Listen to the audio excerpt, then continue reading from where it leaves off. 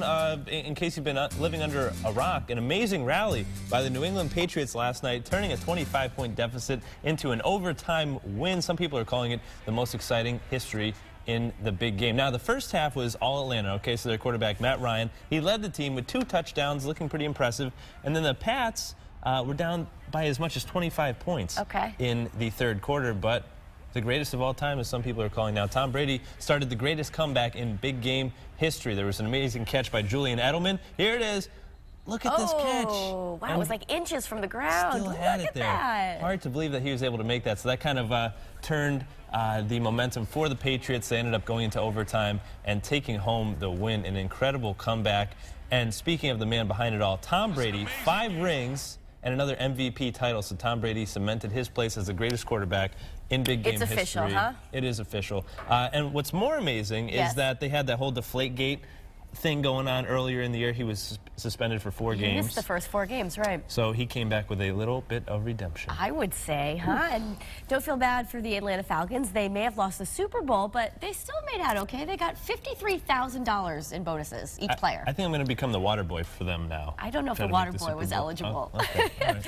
But the Patriots got a bonus of $107,000 to be the champions. Now, are you a Pats fan or more of a No, we're Giants fans. Giants, okay. but I mean, you had to appreciate the win last night. Absolutely. It was incredible. I mean, yeah, watching it back today, very impressive. I was really impressed with my mom's filet mignon, though, that she served at the party. That was really the highlight of the party for me. So we had filet mignon. What else was on Oh, there was green beans and potatoes. It was such a great Super Bowl party. So anyway, how cool I is enjoyed that? myself. I'll be looking for the invite next year. But speaking of Tom Brady, this is a little interesting. He seems to be missing his jersey. This isn't the first time this happened either, right? Take a look at this NFL tweet. Hey, can someone give Tom Brady his jersey back?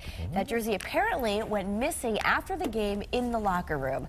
Reporters saw Brady looking through the bag in front of his locker after the game before calling over some of the team staffers. So this happened to Brady's jersey after the Patriots' 28-24 victory over the Seattle Seahawks back in 2015. I don't know what the outcome of that was, though. I don't know. I mean, I'm sure it's worth a pretty penny, though. I would say. Maybe we'll be seeing it on eBay soon. So, but I mean, that would be nice to give the guy his jersey back. Hopefully, he just misplaced it. He did, certainly. But who's in the locker room afterwards? Just his team players, reporters? Yeah. Giselle, maybe Giselle Bart or Roger Goodell. Maybe he was, I don't know, who knows. But another important piece of the game last night, of course, the commercials. Now, usually the commercials are sort of the highlight of the game, a little added bonus, but last night, a little weak, You said you were not impressed. Not at all. I mean, it was, in my opinion, probably the worst year in terms of commercials, but one company who's really known for having some funny commercials, Budweiser, they're catching a little bit of heat this morning for a controversial commercial that aired during the Super Bowl. Let's take a look. Welcome to America. So this ad is based off of one of Budweiser's founders. He's an immigrant fresh off the boat from Germany, putting the company right in the heat of the discussion over Trump's travel ban. So this morning, the hashtag boycott Budweiser is trending online. Budweiser says they started working on the ad a year ago, so they didn't realize any of this would be happening. So there you go. Yeah, maybe they should have stuck to the Clydesdales. Yeah, well, I usually like those. Maybe they'll be back next year. But it was interesting because there were a lot of undertones messages, right? Yes, of the immigration, of sort of diversity in America. So I mean, it's good that they're using these ads as sort of a platform for these messages. Because so many people are watching, right? Right, but at the same time, it's kind of nice to see lighthearted. The Mr. Clean commercial? Right. Well, that one. I know Teresa's still drooling from that one.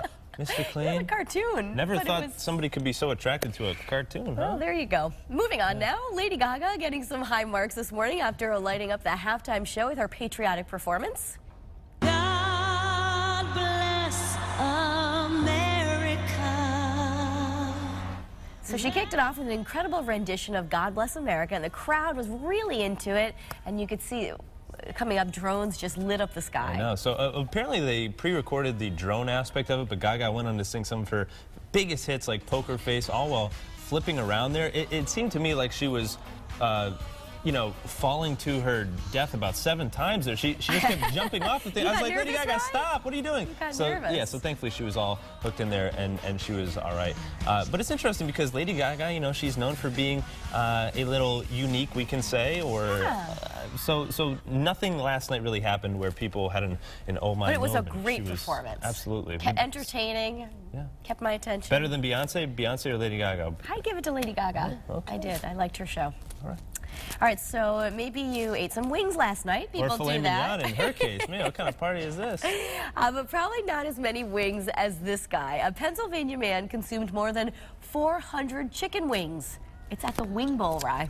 I would have to assume that this guy is the only person in America feeling as bad as the Falcons this morning after that performance. It's an annual eating competition that took place Friday in Philadelphia. 10,000 wings were cooked for the competition to chomp on, and eating 409 of them was Philly's own, this is his name, Notorious B.O.B. I'm assuming his wife just calls him Robert, but that's quite the name there. It was all a dream. I used to eat blue cheese and wings. That's funny, right? Yeah, I'll stop rapping on the show.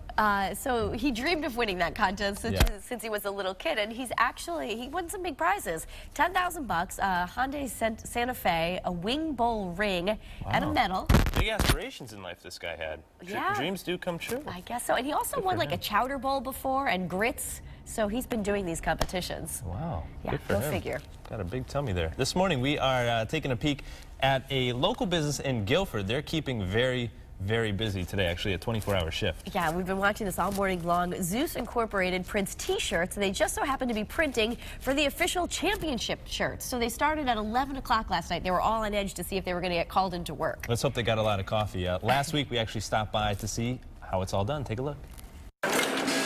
So we'll be big Patriots fans on Sunday, hoping that they bring another title back to New England here and we get to print a lot of shirts for them. My name is Jesse Mahan, sales manager, Zeus Inc., Guilford, Connecticut. We are a big screen print and embroidery facility. We print shirts for accounts that are just your local league athletic teams all the way up to cruise lines needing thousands of uniforms for their employees. So it's a pretty labor-intensive process. Here we have our big automatic screen printing presses running some designs here for Lenny and Joe's fishtail. You start with film, which comes down from one of our graphics department people. From there, the film is actually burned into mesh, which shoots your screen.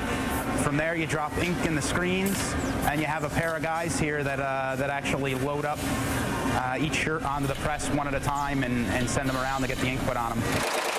We'll have a staff here that evening of about 25 to 30 people. It's very upbeat. There's a lot of coffee going around to keep everybody on their toes. Each year is a little crazy in and of itself. Whenever you have to come back into work at midnight or 1 in the morning and stay up for 20 or 24 hours straight, it's a little bit taxing for everybody. But we're fortunate that our sport teams keep on winning, and we wouldn't trade the experience for anything. We like to look at ourselves like the local version of New England Patriots here, the printing world. Not that they have a Super Bowl of screen printing, but if they did, I think we'd be in the big game. They're taking home a win today, yeah. How about that? They're on the Teresa Do 4 hours now, waking up so early and Yeah, but they're working a full 24-hour shift, so I give them a lot of credit, hard work. Yeah. I'm sure it's going to pay off, though. And it's great that there's a local Connecticut connection there. Very, very cool. So make sure you guys grab that Patriots apparel. It'll be supporting a Connecticut business right in Guilford. And speaking of local business,